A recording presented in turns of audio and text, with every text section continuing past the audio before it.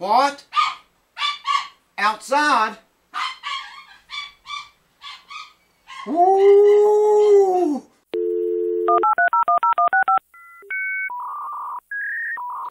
Alright folks, welcome back and thank you for coming back once again. If you remember this guitar, it's back on the bench now. This guitar here has been like this. I'll get you and show you here what's going on in a minute for those that didn't see the other video on it.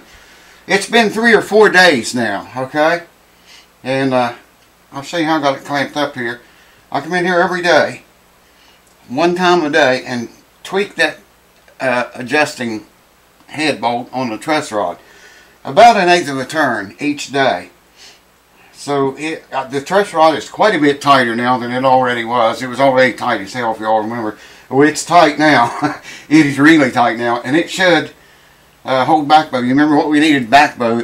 Well, actually, back up. Under string tension, we needed lesser relief in the neck. I think that's how it was, yeah. And I was afraid to tighten it anymore without doing this right here. Anyways, I got it quite a lot tighter, probably. Wow. I'll answer that later. Sorry about that. Anyways, I'll get you now, bring you over here and show you this horrible mess I've gotten myself into. But it's working. It worked. Let's do it! So there it is in its majestic beauty. And the wrench and the glasses and the whole thing, man. Yeah, every day. I never tightened this clamp. Maybe one more time after that. After I put it on there. Like I said, it's been 3 or 4 days now. And see what I did? I put a block here, piece of leather, and a block, piece of leather back here, and a block. And I set this 2x4 on those 2 blocks. And by clamping it in the center of the neck, I'm forcing backward bow, you know, into the neck. You might be able to see it.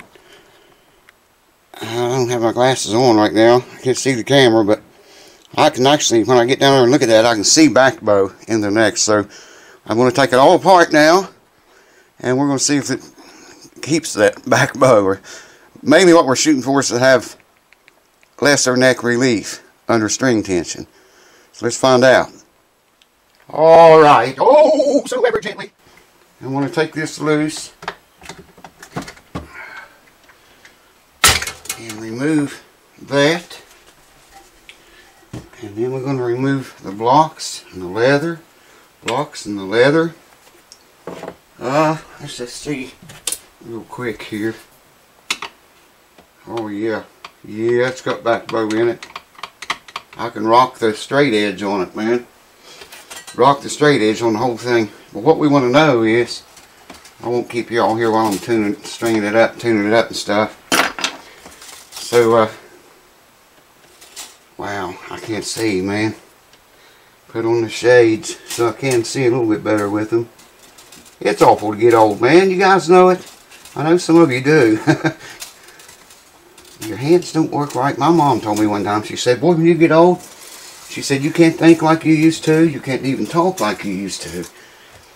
She always laughed and said, you'll find out if you live long enough. You're going to see what I'm saying. Well, yeah, I'm seeing it. Alright, I'm going to tune it up. And I'll bring you back and we'll check that and see if it, our little trick worked or not.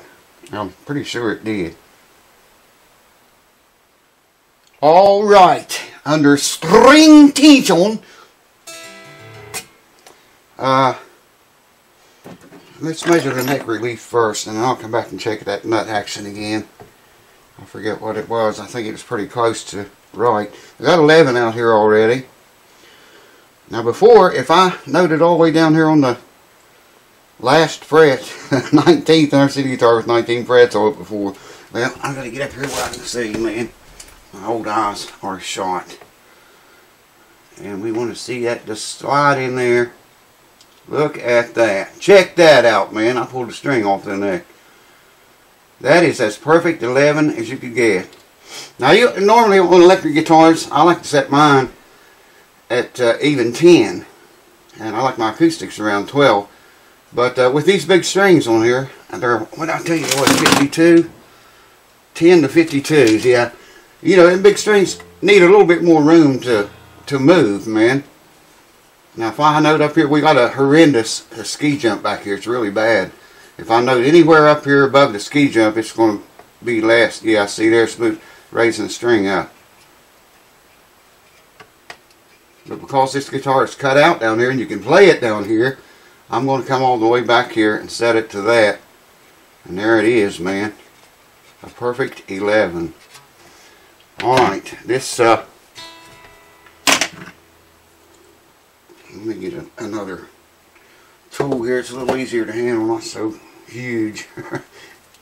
Oh, this is my old rusty trusty one.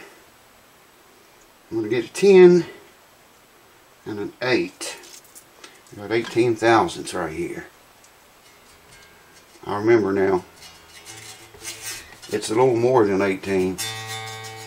See, if I don't turn that like this, if I can hold it in there flat, strings will ring out from under. So it's a little bit more than 18 is what I have out here. Alright. I'm not going to set this up tonight, and I'll tell you why in a momento. Now I did adjust this down a little bit when I had the strings loose on it, because you can't tighten or loosen that with other string tension, or I wouldn't recommend doing it. And let's see here. I think it was like 7/64 before. It's 5/64 now on the low E, 12th fret. 5/64 on the high E, 12th fret. I'll just turn both screws, I think a half a turn or something. But dig this. It's got that ski jump down here, okay? We got 5/64 and 5/64 here. If I come down here where the ski jump is, and measure 4/64 and 4/64. The strings are closer here than they are up here at the 12th fret. I can see that ski jump looking at it on sideways, man. I'll get the camera, try to show that to you all. It's pretty bad. Hold on.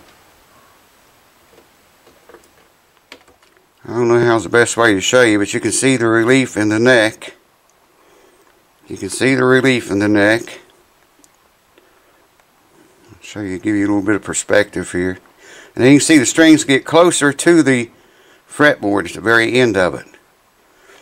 That fretboard extension, we'll call it. Though it's not really an extension, but see how close the strings are there? When you come up here, they're farther away. Nothing you can do about that except take the frets out and sand that down flat. Maybe if I held the camera up here, you could see the ski jump. Yeah, I think I'm seeing it in the camera. Stupid camera won't focus, but nothing ever works when you turn the cameras on.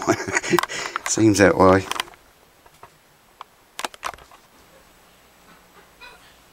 What?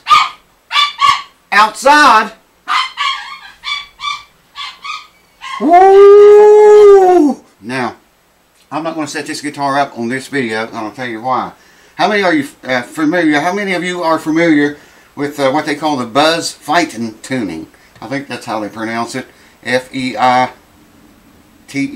or something like that. F-E-I-T-E-N. Fight. It's pronounced fighting, I think, but it's spelled funky. Anyways, there's several ways. I've seen a bunch of different ways you tune it. One way, you get your first string in tune, and then you tune your second string to it by noting it here. Tune your third one to the second one by noting it here. Of course, your fourth one to the third one by noting the fourth one here. Fifth one.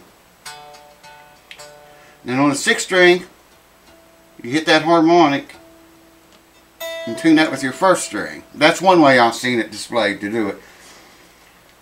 Another way I've had it explained was you tune your second string, I think a little bit sharp. No, flat. I think it's flat.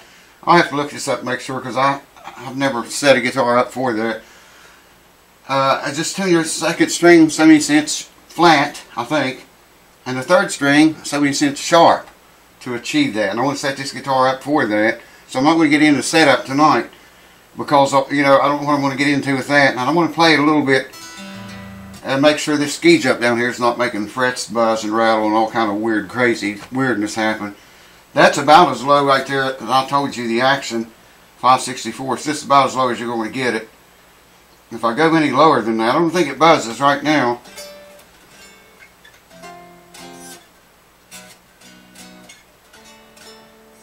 But if I go any lower than that, it's going to buzz down here on that ski jump.